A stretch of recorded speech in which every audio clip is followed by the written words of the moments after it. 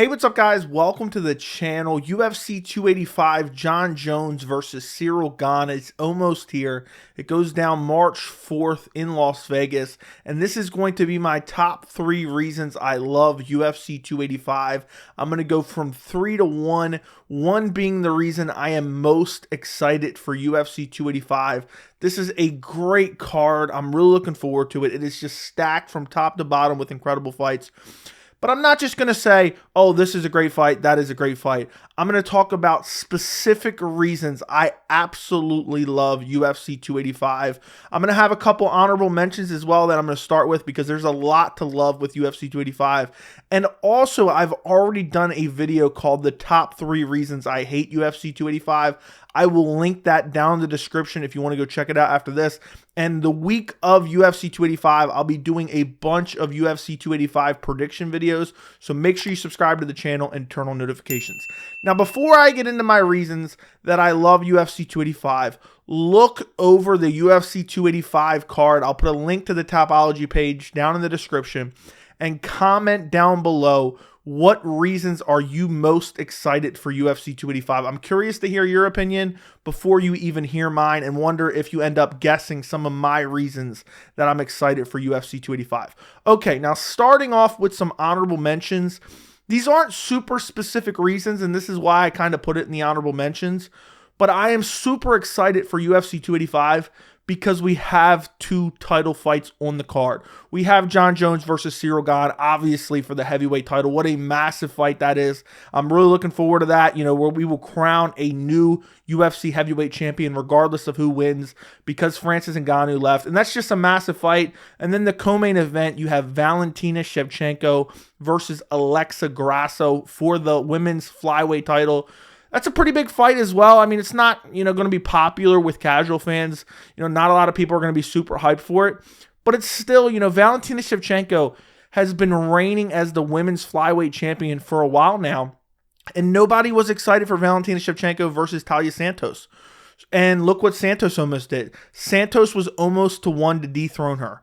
So while a lot of people are counting Grasso out, kind of myself included, this could be one of those title fights where next thing you know, Valentina Shevchenko has fallen off a bit, and maybe her last fight against Santos was indicative of her skill set declining, of her age, of how long she's been in the sport, and maybe this is one of those fights like Renan Barão versus TJ Dillashaw, where the opponent comes in, the challenger comes in, and, nobody expects her to win, and she pulls it off and dethrones Valentina Shevchenko.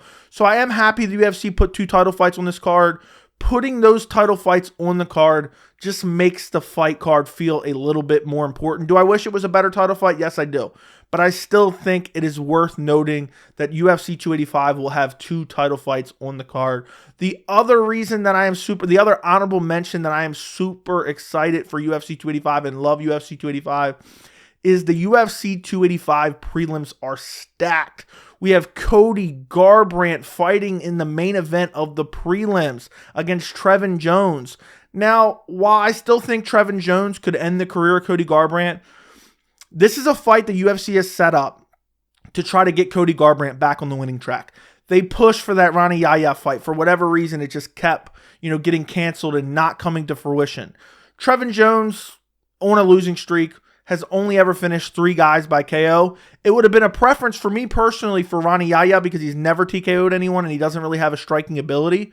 But this is a fight to get Cody Garbrandt back on track.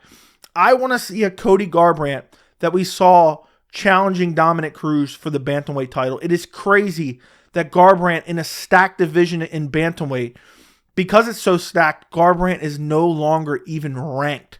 That is insane to me. He was one of the best bantamweights in the world at one point in time, and it's just insane. I remember when he was undefeated, and now he's completely unranked, and he's got finished in 4 out of his last 5, and he needs to get a win. If he loses here against Trevin Jones, Cody Garbrandt's career is over. So that is a massive fight on the prelims. You have Derek Brunson versus Dricus du Plessis. That is a massive middleweight fight. You have Derek Brunson, who's ranked number 5. Du Plessis is ranked number 10. This is a massive fight in the middleweight division. You have Dricus, who's on a 6-fight win streak right now. And if he gets a win over Derek Brunson, who's a guy that's been in the sport forever, who's been hanging around the top 10 of the middleweight division forever, it's going to propel Dricus into a massive middleweight fight in his next fight. And depending on how the division plays out, you could see a scenario where Dricus du Plessis could be in line for a title shot. Now, I don't know how Adesanya versus Pereira is going to play out, the rematch. But if Adesanya wins, and let's say he wins somehow decisively, or he wins and Pereira decides to move up, we've already seen Adesanya pretty much fight everyone at middleweight. And we've been waiting for some of these contenders to make their way to the top of the division.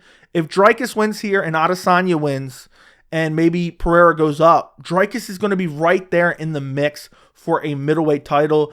You have Viviane Araújo versus Amanda Ribas. That is a great women's flyweight fight. 2 top 10 or 2 top 15 ranked girls. This is going to be a solid fight. I think both of them are very skilled, and both of them have, I know women's MMA kind of gets crapped on quite a bit, but they both have a super exciting fight style. And then even on the early prelims, you have Ian Gary.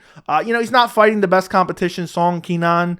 It's not the best competition. I wish it was a better test, but still a solid fight on the early prelims. So I'm really looking forward to prelims.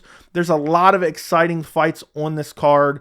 And, when we have a prelims that are stacked so good like UFC 285, it just makes me look forward to the card much more than I usually would be. But that wasn't a super specific reason, so I didn't want to actually put it on my list. Moving up to number 3, the number 3 reason I love UFC 285, and that is going to be because Dan Hooker pulled out. Dan Hooker was originally supposed to fight Jalen Turner on UFC 285. Dan Hooker pulled out. I think he broke his wrist or broke his hand, something along those lines, and he pulled out. Well, guess who stepped in to fight Jalen Turner? We have Jalen Turner versus Mateusz Gamrot. And I think this is a much better fight than Jalen Turner versus Dan Hooker.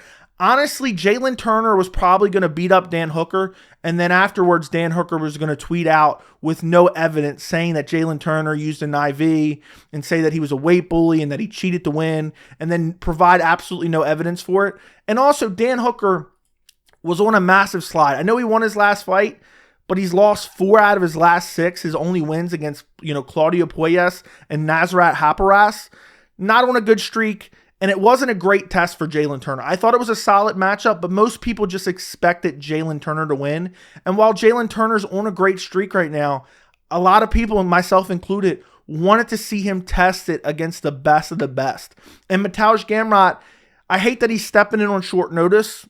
I wish he had a full camp for this fight. I talk about that in my other video about reasons I hate UFC 285. But at the same time, I love this matchup. I think this is the matchup the UFC should have went with to begin with. This is a super compelling matchup. And if Jalen Turner wins, he's going to catapult himself into the top 10 of the division. I think he's already ranked like number 10. But he will be maybe 2 fights away from a potential title shot if he beats Mateusz Gamrot. It's only bigger, better fights from there, And, Mateusz Gamrot, he lost to Beneil Dariush, but he's still a top lightweight, and the lightweight division is so stacked. And I think Gamrot is such a bigger test for Jalen Turner than Dan Hooker would have been. We would have looked at Dan Hooker, Jalen Turner maybe had a massive win over him at UFC 285. We would have said, well, we expected that. Now let's see him test it against someone a little bit better. And instead, we don't even have to go through that. We don't need Dan Hooker on the card. We don't need to watch him get steamrolled by Jalen Turner, like he was Arnold Allen. We get to see him jump up and fight a higher-ranked Mateusz Gamrot. I think Gamrot is like ranked number 6 or number 7 in the lightweight rankings right now. I think Dan Hooker was actually ranked behind Jalen Turner. So Jalen Turner deserves this opportunity. He's coming off big wins against Brad Riddell where he finished him in the first round. I think he needs to get a step up in competition, and I don't believe that Dan Hooker was that step up in competition. Losses to Arnold Allen in the first round, lost to Islam Makhachev in the first round, lost to Michael Chandler in the first round. And I really think you go back to that 2020 fight against Dustin Poirier, I think Dan Hooker kind of lost his soul in that fight. And while he's looked okay against Claudio Puelles and got the TKO win, we saw how Puelles wanted to fight. He was dragging his ass on the canvas like a dog dragging its ass on the carpet. So how much does that win really mean? I think it still would have been an exciting fight, but I think stylistically and in terms of the lightweight rankings, I think Mateusz Gamrot versus Jalen Turner is a much better fight for UFC 285. Moving on to the number 2 reason I love UFC 285, and that is Shavkat Rakhmonov is being tested at UFC 285. We are getting Shavkat Rakhmonov versus Jeff Neal in the welterweight division. What a massive fight this is. Shavkat, I've had my eye on Shavkat since I started the channel, and I thought he would be a future contender in the division, and I am so excited that we are getting him finally tested against a top guy like Jeff Neal, because Shavkat Rakhmonov has looked good, and he beat like the top 10 gatekeeper in Neal Magny in his last fight, finished him via submission. He beat Carlston Harris via KO in the fight before that. And these were great wins. But at the same time, Neal Magny and his hairline wasn't as big of a test as somebody like Jeff Neal was. And, I think Shavkat, moved up pretty clearly in the rankings after beating Neal Magny. But Jeff Neal, I know he had that loss to Wonderboy. I know he had the loss to Neal Magny. But since then, he has resurged as a contender. He has a win over Santiago Ponzinibbio. And then in his last fight, he KO'd Vicente Luque, who Vicente Luque at one time, I think was top 5, top 6 minimum. And he went out there. A lot of people were picking Vicente Luque. I picked against Jeff Neal in this fight. And Jeff Neal went out there and put on a masterclass performance. And Shavkat Rakhmonov, a lot of people like to say Khamzat Chimaev was the boogeyman of the welterweight division. It doesn't seem like anyone's knocking down Dana White's door to get a fight with Shavkat Rakhmonov. So shout out to Jeff Neal for taking this fight. This fight was supposed to happen in early January. Jeff Neal got injured. They just decided to reschedule the fight. And this is going to be a massive fight in the division. Jeff Neal's ranked number 7. Shavkat's ranked number 10. And this is the biggest test of Shavkat's career. A lot of people now have their eyes on him. They look at him, they say, could Shavkat be a future champion? And a lot of people believe that he will at least bare minimum be a title contender. Well, we really don't have the resume to go off of. He's been beating these guys. He's undefeated. He's 16-0 in his pro MMA career. He's clearly undefeated in the UFC because he's 16-0. But he hasn't fought that upper echelon of competition in the welterweight division. And now we are finally getting that big test for Shavkat against Jeff Neal. And I can't wait to see how this fight plays out, because stylistically, Jeff Neal, he's not easy to take down. He has world-class striking. At one point in time, I think before he lost to Wonderboy, I was looking at Jeff Neal as a future title contender. Similar situation to the way we look at Shavkat Rakhmonov now. Not in the extreme capacity that a lot of people are looking at Shavkat and saying he's a future champion. But at one point in time, Jeff Neal was that contender that everyone was looking at. And I cannot wait for Shavkat versus Jeff Neal. I think this is a super compelling fight, and I think it's a massive test for Shavkat, and I'm so happy. I think this is great matchmaking by the UFC. I'll sit here and complain and scream from the rooftops when the UFC has terrible matchmaking, but when they hit the nail on the head like they did with Shavkat Rakhmonov versus Jeff Neal, I have to praise them. I'm really looking forward to this matchup. Moving on to the number one reason I love UFC 285, and that is the return of Johnny Bones Jones. I am really looking forward to this fight. We have Jon Jones versus Ciryl Gane for the UFC heavyweight title. And I know there's a lot of new fans in the sport, and Jon Jones hasn't fought in 3 years, over 3 years by the time he steps in the cage with Ciryl Gane. But I remember a time where Jon Jones was just running through contenders. Quentin Rampage Jackson after he won the title, Lyoto Machida, Rashad Evans, Vitor Belfort, TRT Vitor Belfort, Gustafsson, Glover Teixeira, Daniel Cormier.